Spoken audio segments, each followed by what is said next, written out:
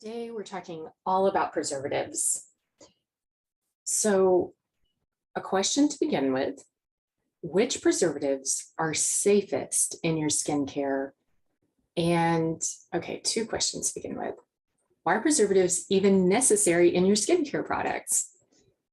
We'll start out with why preservatives are necessary. Actually, we'll take one step back from there and start with what's the definition of a preservative?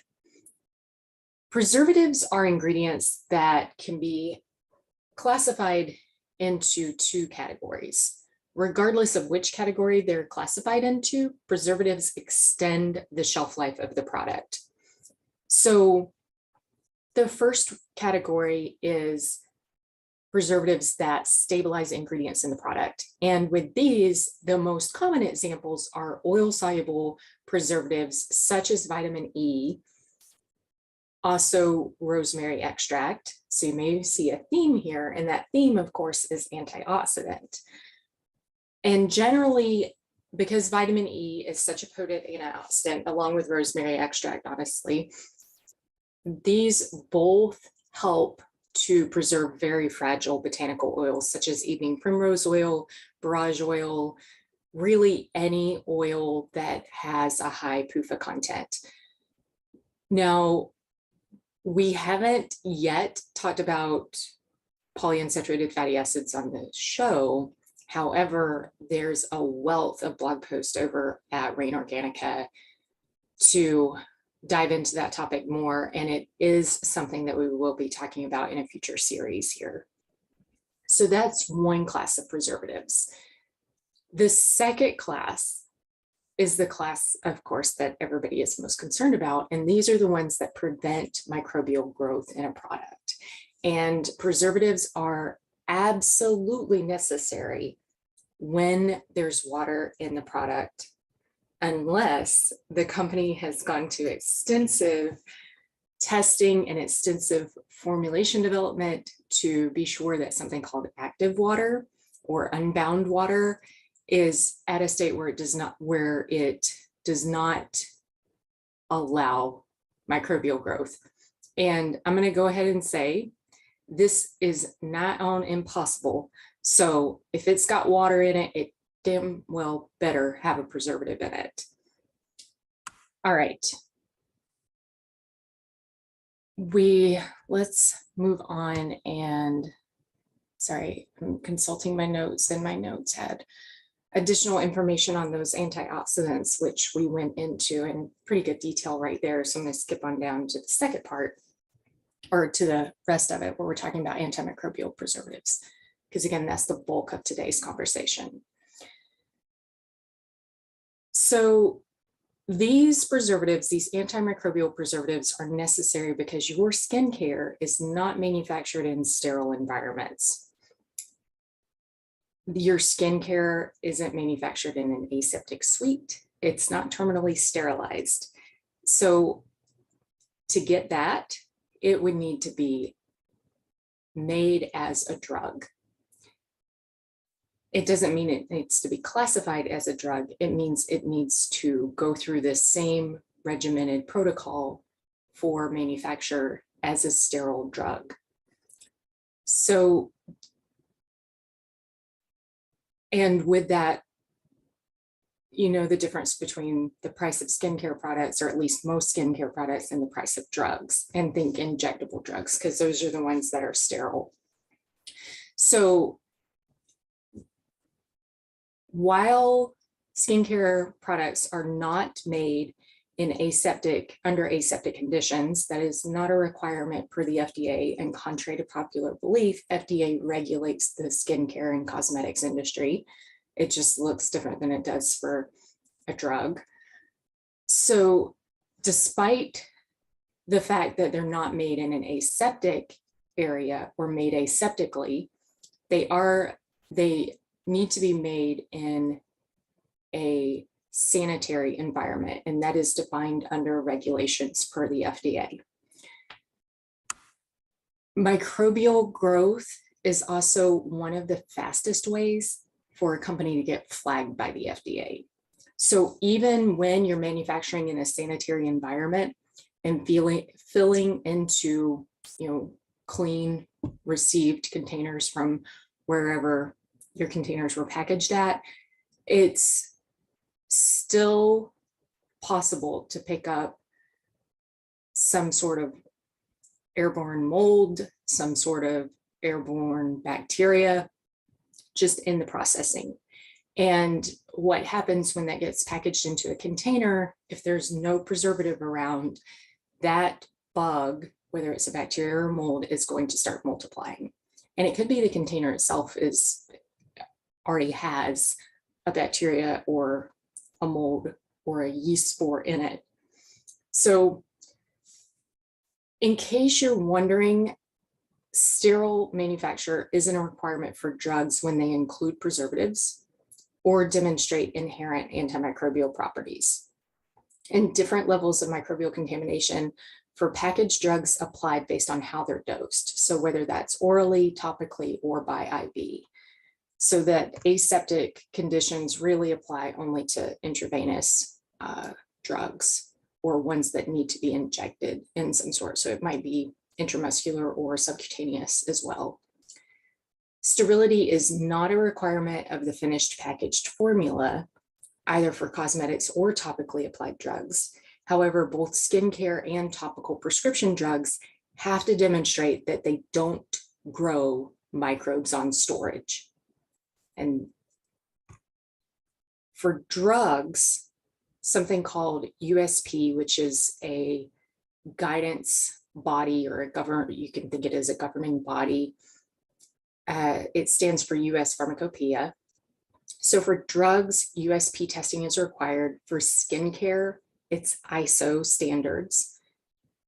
USP, so I just mentioned USP and ISO are acronyms for two standards organizations. And skincare should meet ISO standard microbial growth limits when the formula is tested as described in the standardized test called antimicrobial preservative efficacy testing. The acronym for that is APET. Legit skincare companies subject their formulas to APET prior to release to market. APET test, and yes, I realize that this is redundant because APET stands for antimicrobial preservative efficacy testing. So when you say APET test, it's redundant. And that's still how it's referred to in the field. These tests are conducted by inoculating a formula with a minimum concentration of 5 different strains of pathogenic bacteria and yeast and mold, and then looking at how much the growth of each one of these strains is inhibited at specified durations when those samples are incubated at a given temperature range. As someone who's challenged the limits of possible to preserve formulations over the years, it's not easy to pass ISO testing with just any alternative preservative. So that leads into the next question of what's an alternative preservative?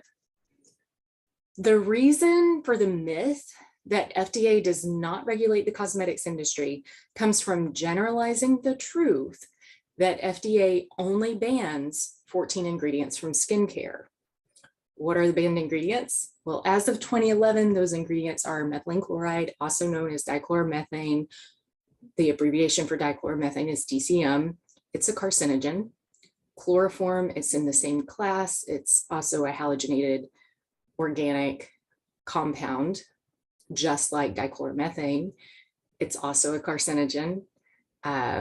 Early on, what's so interesting about chloroform is early on it was actually used as an anesthetic, and it was used in old time fire retardant. So think of your fire extinguisher. So instead of the compounds that were used today, originally some kind of halogenated organic compound like chloroform or methylene chloride or something. I don't think methylene chloride because it's so,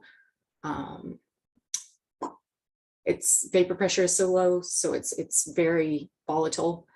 I don't think it necessarily, but with chloroform and maybe some of the brominated carbon compounds in the same class were also fire retardants. So anyways, I digress. So methylene chloride, chloroform, halogenated salicylanides. Oh my gosh, salicylanides. I don't know why I can't say that. This tongue twister are also carcinogenic. Bithianol, prohibited cattle material. So for cattle material, this needs to have a BSC TSC statement. And there's also some restrictions around tallow, zirconium, vinyl chloride, mercury, trichloroethane, because it's an ozone depleter, hexachlorophene. And this particular compound is okay for use in very specific instances with limits on its concentration. Now, that's 14 limited in the US. By comparison, the EU bans 1,328 ingredients from use in skincare. And back to the original question, what's an alternative preservative? EU has a list of approved preservatives along with their limits for use in skincare products. The limits, also known as concentrations, those two are used interchangeably, vary based on the intended use for the product. So there's different limits for leave-on products typically than there are for rinse-off products. And this is true both of EU and Japan. The limits are typically lower, as they should be, for a leave-on product than they are for a rinse-off product. Now, this list of approved preservatives is known as the list of preservatives allowed in cosmetics products, or perhaps more commonly for people in the industry, and I know this is how I referenced it myself, it's known as Annex 5. This list includes limits for preservatives ranging from each paraben to phenoxyethanol to chlorphenesin and sodium benzoate. It's a 9-page document. The version that I'm basing today's episode on was last updated in April of 2021, and it includes 60 listed ingredients. Alternative preservatives are not found in that list. And the reason for this is typically one thing. So they're a multifunctional product and serve an additional function in the formula. An example of this would be fragrance ingredients, including fixatives. And fixatives are compounds that fix the fragrance or make it linger for longer. And those ingredients oftentimes will serve the purpose of both being a fragrance fixative and also have antimicrobial properties. Perhaps more commonly, the ingredients that are used also improve skin feel or promote skin moisturization in addition to having antimicrobial properties. So what preservatives are regulated in skincare in the EU? Well, this goes back to Annex 5. Even though it includes 60 ingredients, it's possible to take a look at the most commonly used preservatives and their limits according to Annex 5. So we'll go into that now. So parabens, we'll start with parabens because yes, they are still allowed for use in the EU. They are a class of molecules with different side chains hanging off the aromatic ring. Based on the size of that side chain, parabens are limited to 0.4% as a single paraben or 0.14%, again, depending on the length of that side chain. There's an overall limit of 0.8% for the total concentration of all the parabens in a formulation, and certain ones have to be at or below 0.14%. Parabens also have added restrictions in products that are intended for specific parts of babies and toddlers' bodies. Specifically, they're not to be used in products intended for a baby's bottom, where babies are prone to develop diaper rash. Parabens with a shorter side chain are more active against bacteria, and those with a longer side chain are more active against yeast and molds. And this is why it's common to see parabens used together, why it's common to have, of course, more than one paraben in a formula. It's for that reason, because the ones with the shorter side chain are more inhibitory towards bacteria, and the ones with the longer side chain more towards yeast and molds. So when everybody freaked out over parabens in the early 2000s, phenoxyethanol became the preservative of choice for many skincare products. Phenoxyethanol is limited in leave-on products to 1% or less by Annex 5. And while it's quite active against bacteria, it's not as strong of an antimicrobial for yeast and molds. So phenoxyethanol is generally paired with other preservatives or with ingredients that enhance preservative efficacy, which we'll talk about later. While phenoxyethanol is a pretty solid preservative from a safety standpoint, so there's an organization known as the Cosmetic Ingredient Review that has put together research around, so this is peer-reviewed literature around pretty much every single ingredient that's in your skincare. There's a separate CIR, Cosmetic Ingredient Review, for each ingredient. So Cosmetic Ingredient Review found that phenoxyethanol is not photosensitizing. A very low percent of the population develops an allergy to this preservative. It's non-irritating. A few years ago, phenoxyethanol came under a great deal of scrutiny. And this is because it was being used along with chlorphenescin in products that were intended for use as a nipple cream by nursing mothers. FDA cited ingestion of this preservative combo as potentially causing vomiting and diarrhea and potentially suppressing the CNS in babies. For years, I was under the impression that chlorphenescin was the particular preservative in this formula that was responsible for those problems because of the way that the FDA warning letter reads, and also because of the extensive literature around both phenoxyethanol and chlorphenescin. So this is a topic for another day on diving into more depth in those cosmetic ingredient reviews and what they contain. And that's going to be a really juicy topic. So speaking of chlorphenescin, its use is limited to 0.3% for leave-on products per Annex 5. A few of the other more common preservatives include the formaldehyde formers, and here's a partial list of those. So quaternium-15, which was banned in the EU in 2017, dimethylaminohydantoin, which is allowed for use at 0.6% for leave-on products. I should say up to 0.6% for leave-on products. Imidazolidinyl urea, diazolidinyl urea, sodium hydroxymethylglycinate. For each of those, the limit for leave-on is either 0.5% or 0.6%. And the limits for these varies based on how readily the preservative decomposes into formaldehyde. Quaternium, let's see, I mentioned already that quaternium-15 was banned in 2017. And one more note on this, in case you're wondering what other ingredients are banned for use in skincare in the EU, head over to today's show notes to check out Annex 2, which is the list of substances prohibited in cosmetics. For now, we'll continue with other common preservatives. Potassium sorbate and its acid form sorbic acid. Potassium sorbate's a food-grade preservative that's widely used for its mold-killing properties.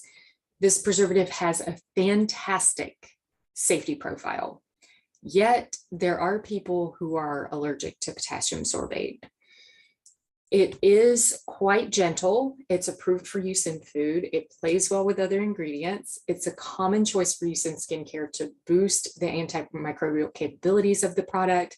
And specifically, again, potassium sorbate inhibits molds. Another great one for yeast and molds is sodium benzoate and its acid form benzoic acid. So sodium benzoate and benzoic acid are both exceptionally good preservatives for products with a pH under about 5.8 because of their antifungicidal properties. And this makes them excellent preservatives to pair with preservatives that are strongly antibacterial in nature, like phenoxyethanol. So sodium benzoate and benzoic acid are limited to 0.5% for leave-on products, 1.7% for oral products, and 2.5% for rinse-off products. And this is a combination of the two of them. So in other words, the combined concentration of benzoic acid and sodium benzoate cannot exceed those limits. A few years ago, there was a great uproar over benzoic acid or sodium benzoate and vitamin C in the form of ascorbic acid. So this is unstabilized vitamin C together creating benzene in products. And benzene, of course, is carcinogenic, has a very low level exposure level set by, I believe it's the EPA and also the FDA in foods. So this worry came about due to soft drinks. So in low pH environments, in the presence of metal catalysts, like perhaps some of the metals present in trace amounts in aluminum cans, benzoic acid can react with ascorbic acid to form benzene. Metal chelators prevented this reaction in theory by binding those trace metals. So this leads into the next piece of the conversation, which is, what are preservative enhancing ingredients? Preservative enhancing ingredients generally fall into two classes, chelators and everything else. Metal chelators are molecules that are shaped to bind metals. This includes sodium, minerals like copper, magnesium, zinc, calcium, iron.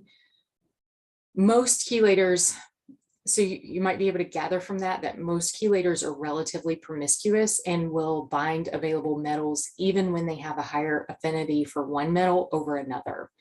So what does this have to do with bacteria?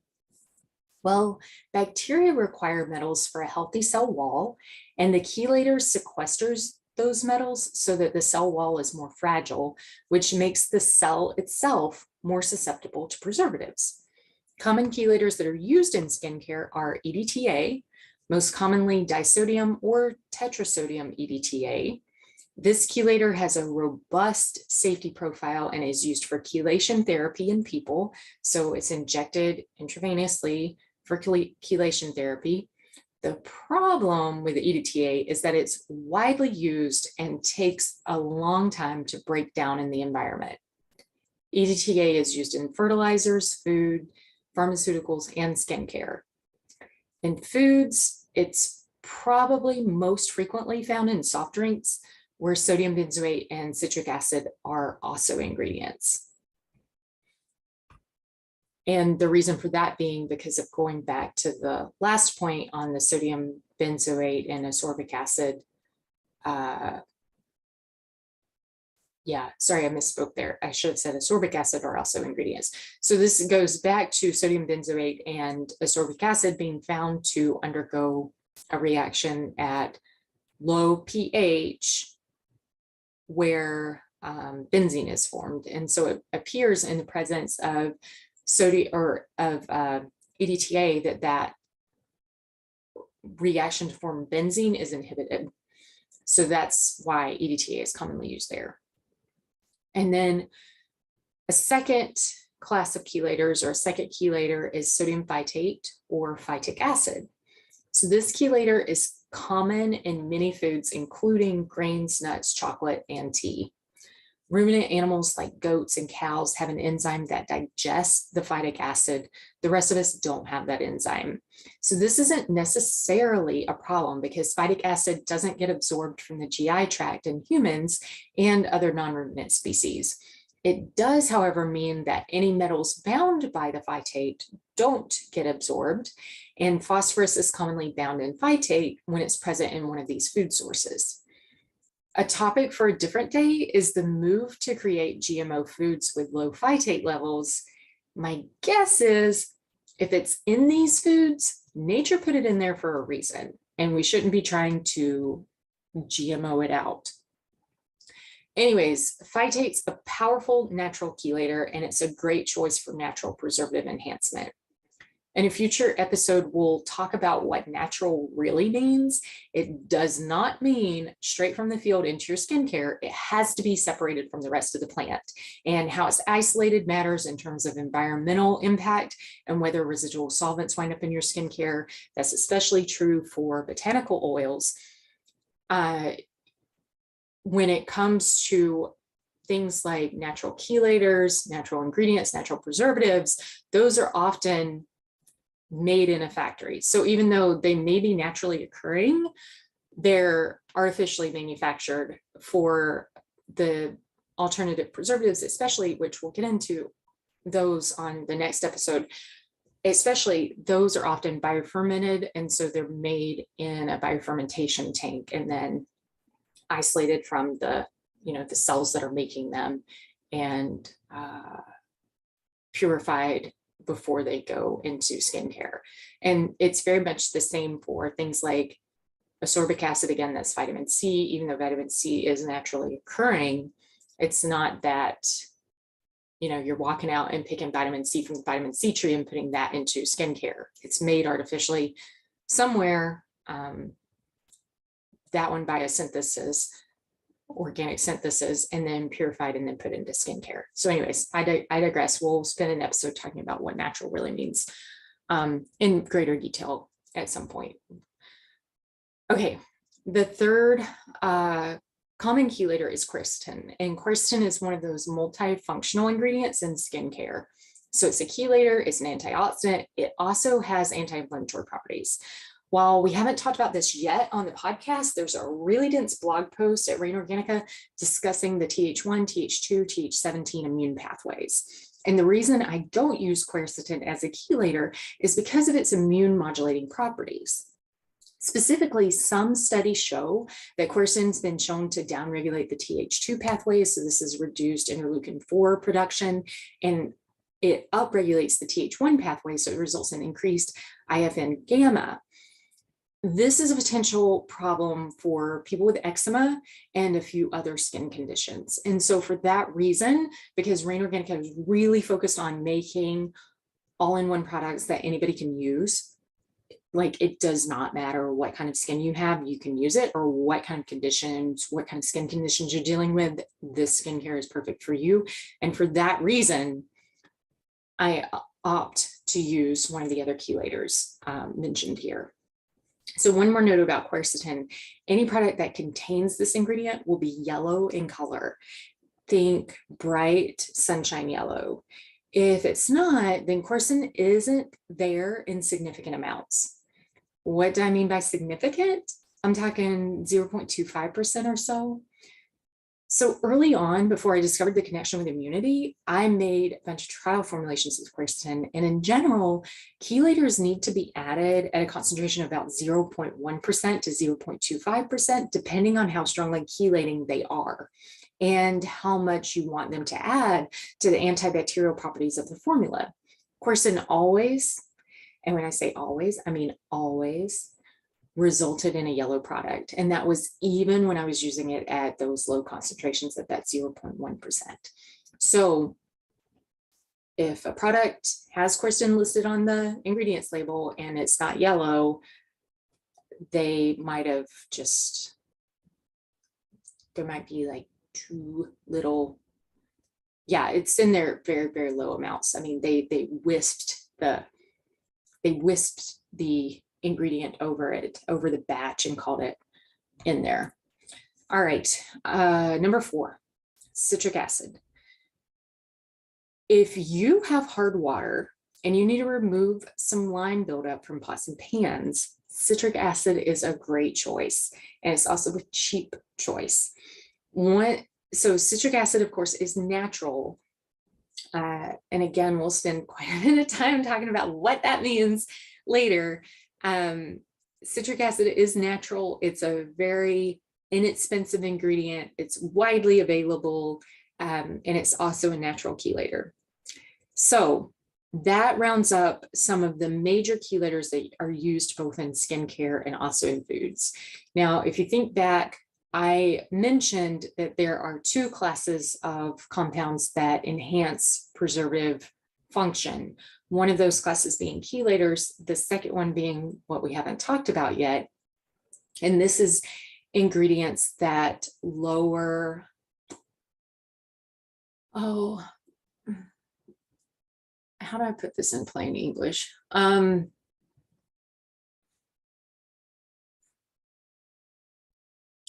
Okay, so many preservatives are oil soluble or more oil soluble than they are water soluble. And so sometimes it's really